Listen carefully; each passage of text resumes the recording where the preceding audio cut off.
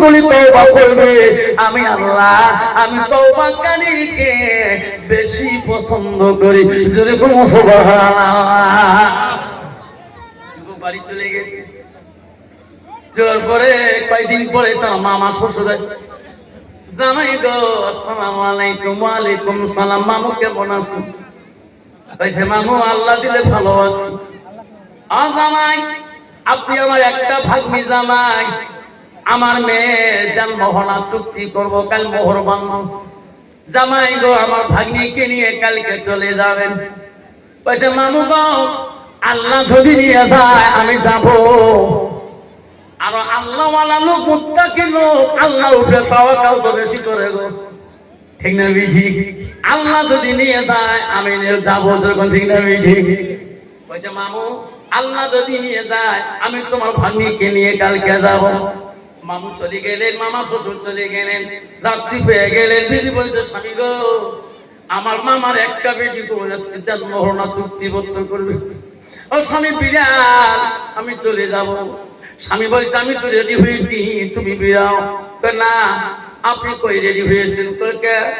ও স্বামী আপনি তো রেডি হন নাই, তোমার মুখে কেন দাঁড়িয়ে এলো? ভগবান দাড়ি কাটবেন না? বেবি দাড়ি কাটবো না রে, এটা নবীর সুন্নাত। এতদিন ভুল করছি রে বিবি, হক্কানি আলেমের কাছে তওবা করছি, নবীর সুন্নতের উপরে আঘাত আরো দেব।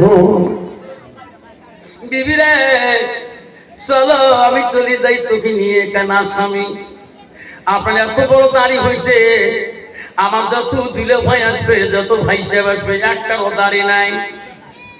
তোমার যদি নিয়ে যান সবাই মানুষের বউ করি দেখাইবে, আমি লজ্জাতে মরে যাব। স্বামী আপনি নির্দারি হয়ে যান। বিবিরে আমি দাড়ি কাটবো না, নবীর ভালোবাসা অন্তর থেকে ছেড়ে দেব না। কইতে স্বামী গো দাড়ি না কাটলে আমি সংসারে তোমার সাথে করব না। স্বামী স্ত্রী লড়াই করতে গেলেন। বিবি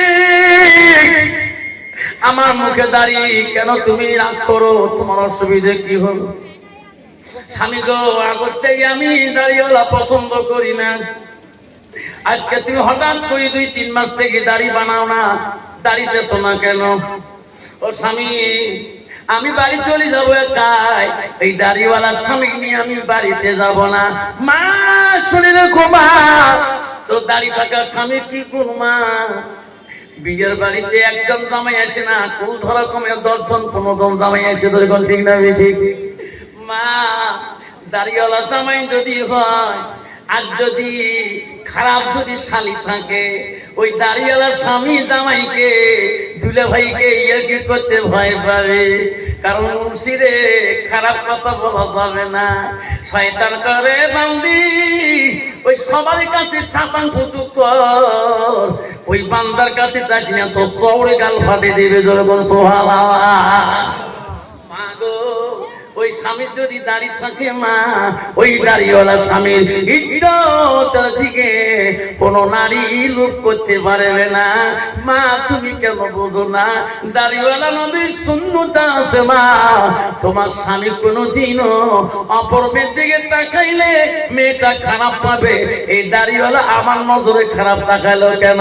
যেরকম ঠিক না বেঠি? স্বামী স্ত্রী তর্ক শুরু হয়ে গেল। হায়রে বিবি সংসার না করবে, টোপলা পানি নিলেন, টোপলা বাঁধিয়ে ব্যাগটা রেডি করে রাস্তায় বাইরে রাস্তার হয় না হলেন। স্বামী দৌড়ি দেয়া বিবির হাত ধরে বলেন বিবি এতদিন পর্যন্ত সোনার সংসার 2 জনে বানাইলে, বিবিরে আজকে শুধু একটু দাঁড়িয়ে জন্য তুমি আমাকে তালাকনামা দিতে চাও। বিবি তুমি কেন রাগ করো? বিবি তোমার অসুবিধা কি হলো? না না আজকে চলে গেলাম, জন্মে তোমার বাড়িতে পা দেব না। বাবা এইরকম নারী আছে না নাই? দুর্গা আছে না না?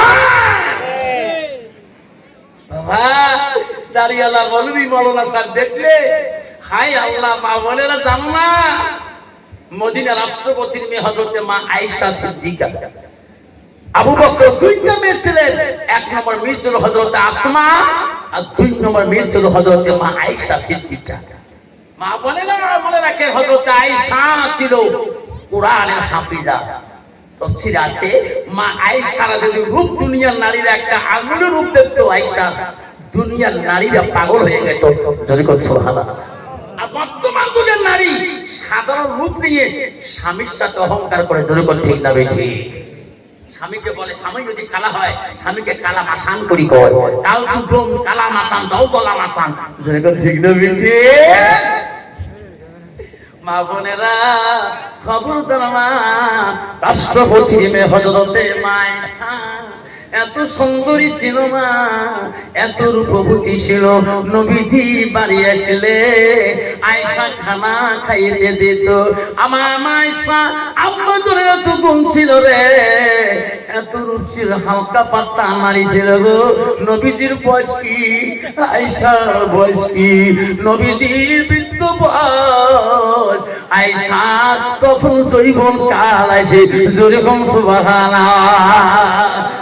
আয়েশা নবীজি ছাড়া বোঝে না, নবীর ভালোবাসা আয়েশার কাছ থেকে যায় না। আয়েশা যখন নবীর খানা খাইতে দেয়, আয়েশা নিজ হাতে হাত ধুয়ে নবীর সাথে একই সাথে খানা খায়, একই বেলা খানা খায়। নবী বাধা দেয় না।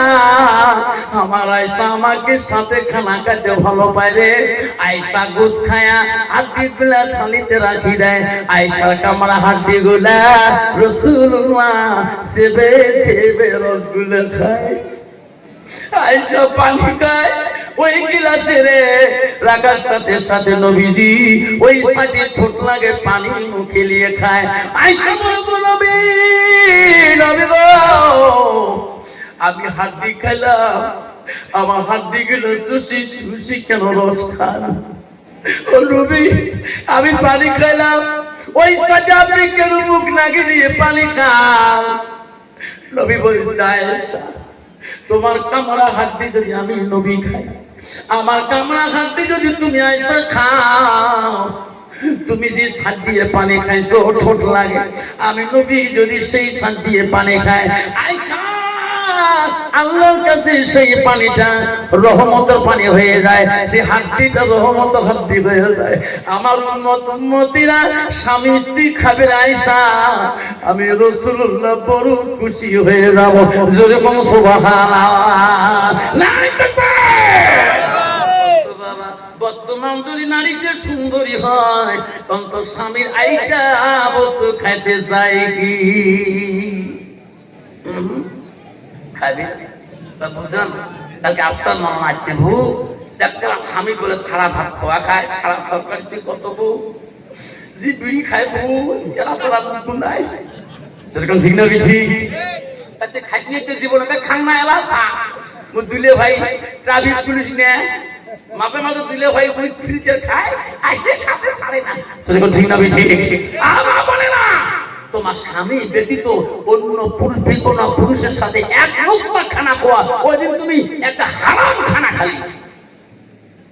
আর কোন পুরুষ যদি বিবি ছাড়া অন্য মেয়েদের সাথে খানা খায়, উপযুক্ত শালীর সাথে খানা খায়, খাস হারাম দলিল দেয়। খানা খাবার মন চলে বিবির সাথে বারবার খা, একটা করে সুন্নত দিতে হবে, একটা করে সুন্নত দিতে হয়ে যায়। কন্ত বাবা শ্বশুর বাড়ি যদি দিয়া বিবি যদি তার সাথে খানা খায়, যদি শ্বশুরি দেহি ফেলায় খারাপ পাবে খুশি হবে? আল্লাহ আমার জামাই আমার মেয়েকে এত ভালোবাসে, আল্লাহ আল্লাহ আমি মরণ রাখবো দোয়া করি, আল্লাহ এই জামাই যদি আমার মেয়েকে একসাথে খানা খায় জোরে বলতে হবে। মা বোনেরা আমরা খবরদার মা আয়েশা সিদ্দিকা রাসূলুল্লাহকে এত ভালোবাসছিলেন। আমা হযরত মা আয়েশা একটা দিন আছে না নবীজি না ঘুমা পর্যন্ত, তাফসীরে আছে না আয়েশা ঘুমাইতো না, নবীজি না ঘুমা পর্যন্ত আয়েশা খানা খাইতো না। বর্তমান যুগের নারী স্বামী নাই খাইতে বউ দুই বেলা হয়, এরকম ঠিক না বিধি বুঝা। আফসার মাওলানা কইছে স্বামী নাই খেলে বলে খোয়া না যাক, আমি 3 বের করি খান গোস্ত ঝোল কতবার চাখন সকাল মা মেরা হাত দিয়ে ঝোল খাচ্ছে।